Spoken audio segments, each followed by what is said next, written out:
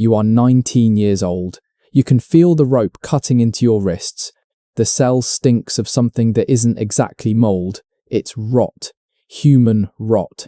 In just the last 2 years, you accomplished what kings failed to do. You raised a nation up.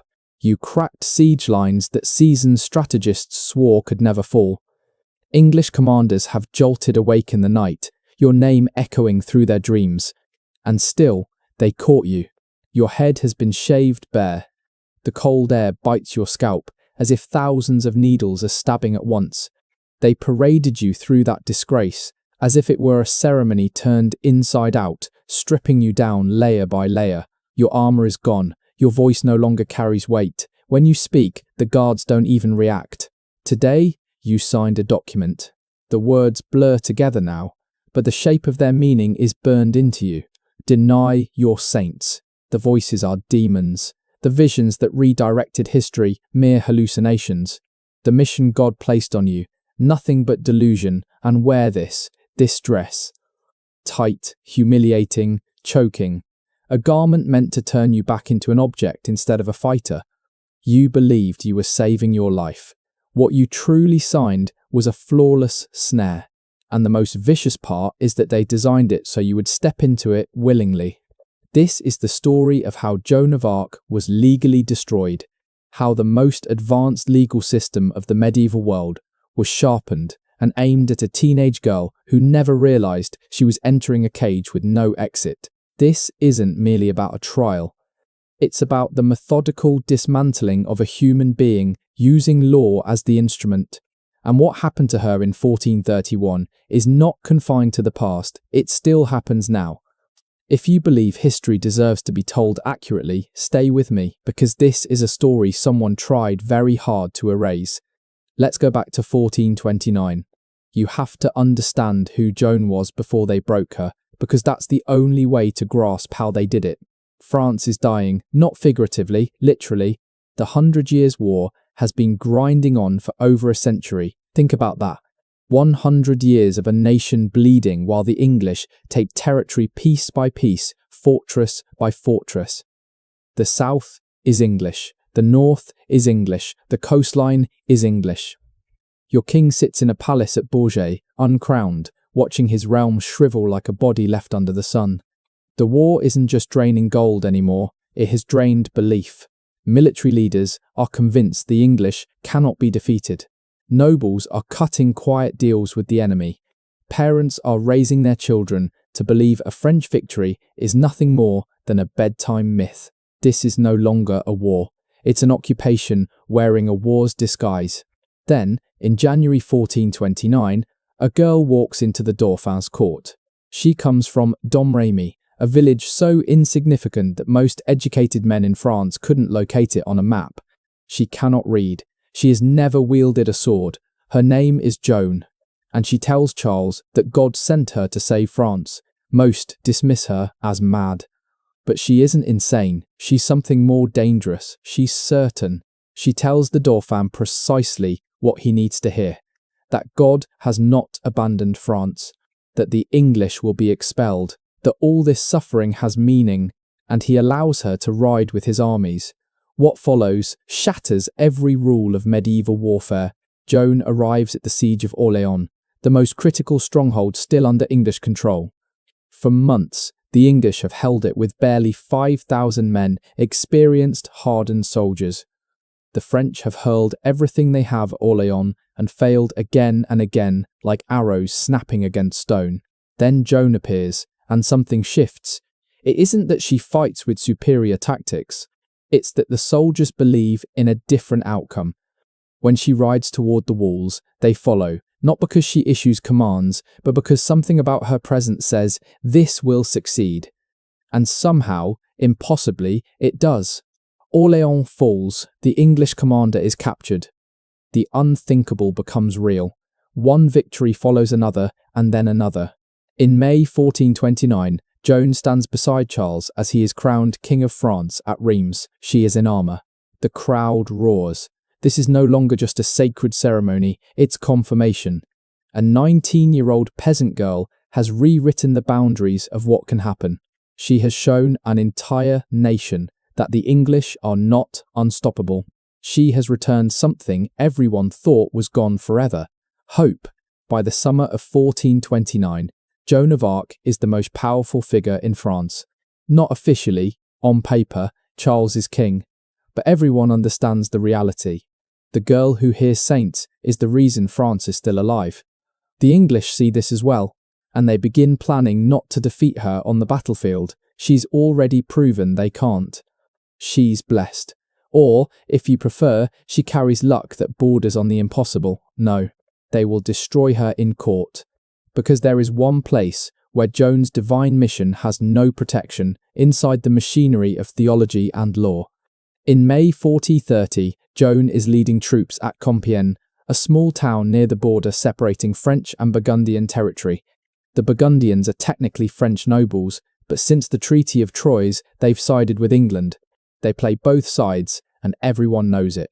During a skirmish, a Burgundian soldier seizes Joan. It's almost ordinary. One moment she's on horseback urging men forward. The next, she's pulled down, encircled, taken captive. It should have ended there. A prisoner of war ransomed, exchanged, or released. But it didn't. Instead, the Burgundians sold her to the English for 10,000 livres, the price of a saint, the cost of a woman who had single-handedly altered the course of European warfare. To put that number in perspective, it could sustain a family for 200 years. This wasn't a ransom, it was a sale, a transaction. The English weren't buying a girl. They were purchasing an icon they needed erased. And here's the crucial point. Joan is no longer valuable because she's a military threat. She's valuable because she represents something. She is proof that God favours France. Living evidence that the English occupation can be broken. If they can prove she's a fraud, if her voices are demonic, her visions delusional, her faith witchcraft, then they won't have just eliminated a soldier. They will have destroyed an idea, and they will make her testify against herself. They have forced her to undo herself, using her own words. In January 1431, Joan is brought to Rouen, the English stronghold and the administrative heart of English-occupied France. What follows is presented as a religious inquiry, an ecclesiastical court, bishops and theologians, canon law and scripture. On the surface, it looks legitimate. In reality, it is a staged proceeding. Every detail is controlled. Joan is kept in chains, not in a convent under the watch of nuns as church law demands, but inside a military fortress guarded day and night by 5 English soldiers. The courtroom is packed with judges loyal to England. The prosecutor works hand in glove with English military leadership. The men assigned to defend her are judges pretending to be advocates, arguing against her instead of protecting her. From the start, the goal is clear: her destruction. There are 70 sessions, 70 separate hearings spread across months. They wear her down relentlessly. The sharpest theological minds in France against a 19-year-old girl who cannot read or write. She has no lawyer, no counselor, no ally. She stands alone. And yet, she is winning. She will never persuade these judges, but she is winning in a way that matters more. She is winning in the arena of reason. When they ask whether she knows she is in God's grace, a classic theological snare designed so that any answer condemns her, she gives one of the most flawless replies ever recorded: "If I am not, may God place me there. And if I am, may God keep me there." They ask whether God hates the English. She responds, "Of God's love or hatred for the English, I know nothing. But I do know this: they will all be driven from France, except those who die here." It isn't rebellious, it isn't reckless, it is precise. She is outthinking men who spent decades in universities. She throws scripture back at theologians. Every trap they lay, she deflects. When they threaten her with torture, they show her the tools, the rack, the strappado, devices meant to tear joints apart while keeping the victim alive long enough to suffer. She looks at them and says, "Truly, if you were to pull my limbs from my body and separate my soul from it, I would tell you nothing more." Then she adds the part that matters most: "And if I did say anything, I would later say that you forced me to say it." She is telling them that confessions gained through torture are meaningless. She understands legal procedure, better than her judges.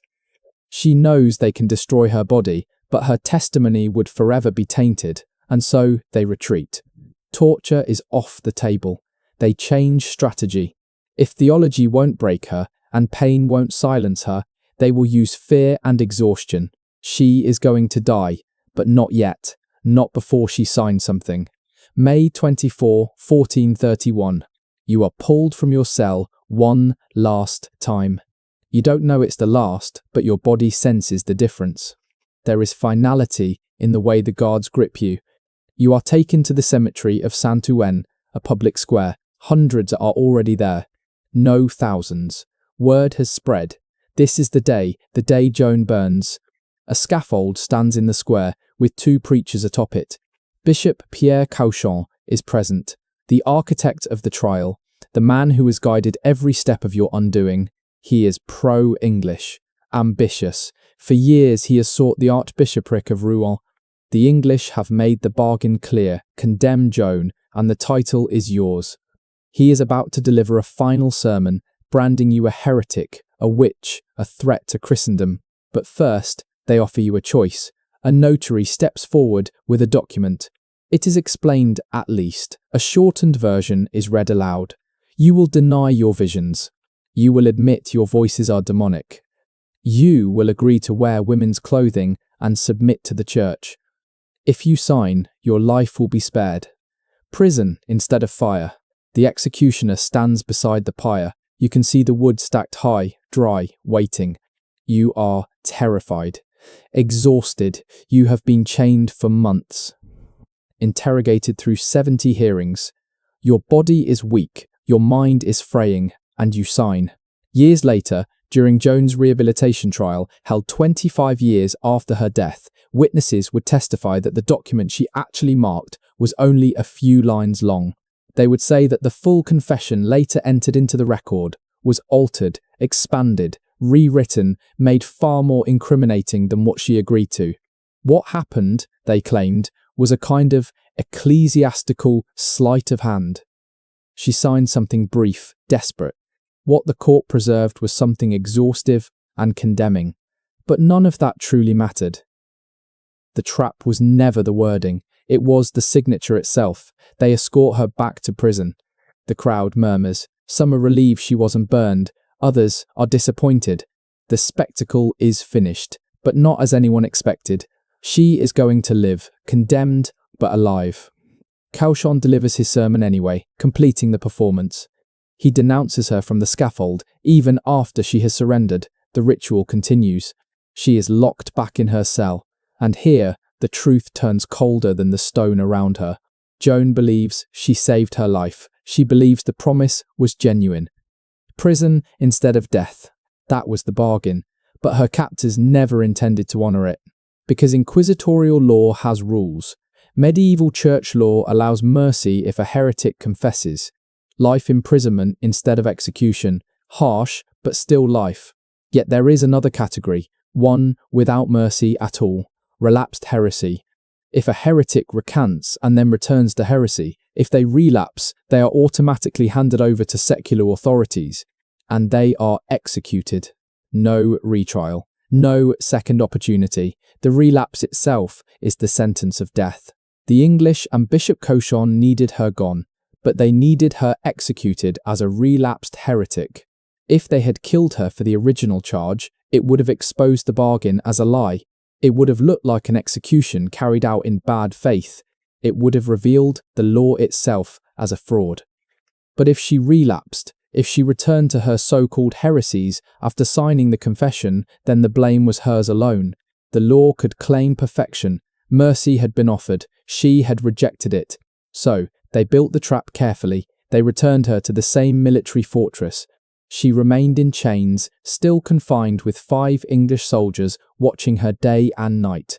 They shaved her head again as degradation. They forced her into the dress, the very dress she had been told would save her life, but which instead made her dangerously exposed. For months, Joan's men's clothing had been her armour, not symbolically, physically. During the trial, She explained that she tied her tunic and breeches together with dozens of tight cords, fastening them so securely they could not be removed without tearing the fabric apart. It was protection against assault. Protection inside rooms filled with hostile men. Later, during the rehabilitation trial, witnesses confirmed that English lords had attempted to rape her in her cell.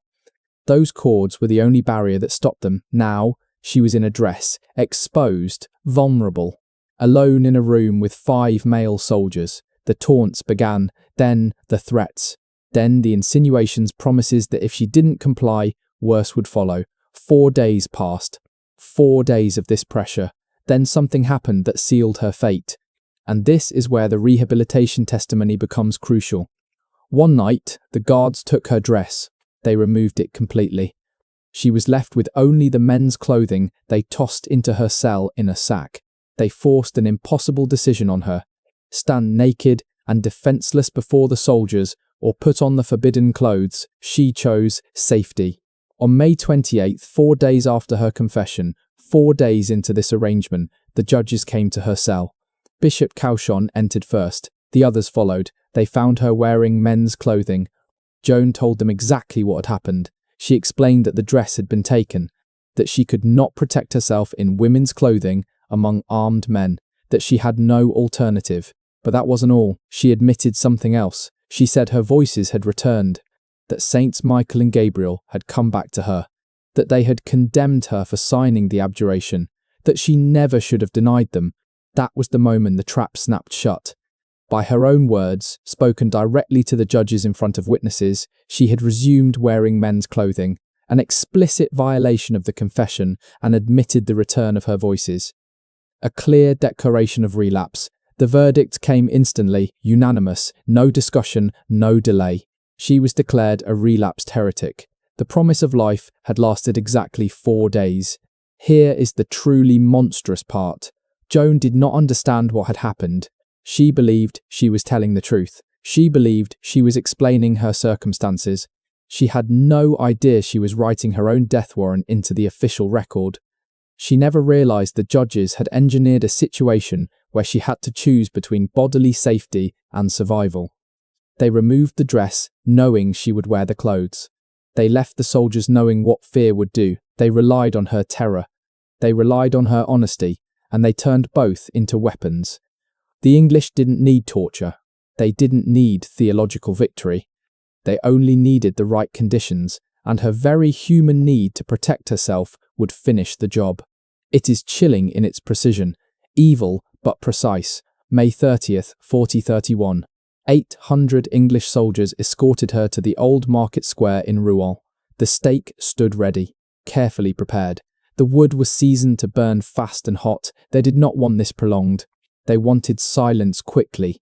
They stripped her, dressed her in a white smock, placed a paper cap on her head marked heretic, relapsed, apostate, idolater.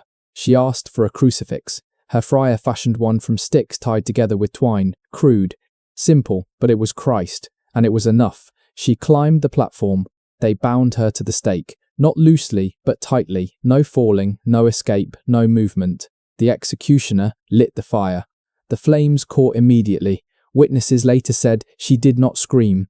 She did not curse her judges. She did not rage against God, England, or fate. Instead, she called out to the man who had overseen her destruction. Bishop Cauchon, I die through you. Not an accusation, a statement of fact. A final testimony spoken as the fire rose. Then she made one last request. She asked that the crucifix be held high so it would be the final thing she saw. A simple wish, a dying woman wanting to look upon Christ as she burned. As the smoke thickened and the heat became unbearable, witnesses said her voice could still be heard above the flames. Again and again she cried out, Jesus, Jesus, Jesus, not once, over and over, the name spoken like a prayer, like a promise, like the last truth remaining in a world that had fully rotted, and thousands stood there watching. French citizens who once cheered her, who had been rescued by her, now stood watching her burn. English soldiers who had engineered her death, priests who had condemned her, nobles who chose silence. And then something happened the English did not expect. An English secretary, a man involved in the trial, part of the very mechanism that sentenced her, watched as her body darkened in the flames, watched as the fire consumed the peasant girl who had threatened an empire, and he reportedly cried out in the marketplace, "We are lost. We have burned a saint." They did everything possible to ensure her legacy died with her. After her body was fully blackened, they raked back the embers and exposed the remains to the crowd. Proof that she was a woman, proof she had not escaped, proof that she was truly dead. Then they burned the body again, and again. They continued until nothing but ash remained. What little was left was gathered and thrown into the River Seine. They wanted to be certain that not even her dust could become a relic, that no bone could ever be venerated. Their goal was total erasure. But something the English failed to foresee was already underway. 25 years later, Joan's family demanded a retrial. The Pope approved it. And during this rehabilitation trial, more than 100 witnesses were called, priests who had sat in the courtroom, judges who had voted for her condemnation, guards who had watched her cell, notaries who had recorded proceedings, soldiers who had been assigned to her custody. They testified under oath before the Pope's representative. And they told the truth. They testified that Joan's confession had been manipulated, that the document she actually signed bore little resemblance to what was entered into the official record, that her imprisonment violated church law, that the guards had been routinely abusive, that her dress had been taken from her, forcing her into an impossible decision, that the entire trial had been corrupt from beginning to end. The rehabilitation court declared the original verdict a complete fraud. Joan's name was formally cleared. The church officially acknowledged her virtue. And within a century, she was canonized as a saint. The English had burned a saint. And history confirmed it. But here is the part that should unsettle you in a way historical facts rarely do. Joan of Arc did not die because of weakness or spiritual collapse. She did not perish because she denied God or betrayed her calling. She died because she trusted the law. She died because she believed rules existed that would protect her. She died because she signed a document believing it would spare her life. And that document was the trap. The system that killed her was not chaotic or incompetent. It was perfectly engineered. It had layers of safeguards. When theology failed, when rhetoric couldn't break her, it had a contingency. It created a situation where being human seeking safety, fearing assault, trying to survive, became evidence of guilt. Her fear itself was turned into a weapon, and this is where the story stops being medieval. We see this structure everywhere today. It is not always fire. It is not always a scaffold in a town square, but the framework is the same. Forced confessions used against the accused. Legal snares where telling the truth becomes proof of guilt. Systems designed so there is no winning outcome. Where self-defense is framed as aggression. Where asking for protection is treated as wrongdoing. Where transparency itself becomes incrimination. Joan of Arc did not die because she was weak or mistaken. She died because she was caught inside a legal machine built specifically to destroy her, and there was no escape. She signed the paper because she wanted to live, and that desire for life was converted into proof of her guilt. That is the echo of 1431 that should terrify you. You have just heard a truth history tried to bury, the story of a girl who saved a kingdom and was destroyed by the very system meant to protect truth. If you believe history matters, if you believe these stories deserve to be told fully and honestly, subscribe to Grim History. Because the truth does not need to remain buried.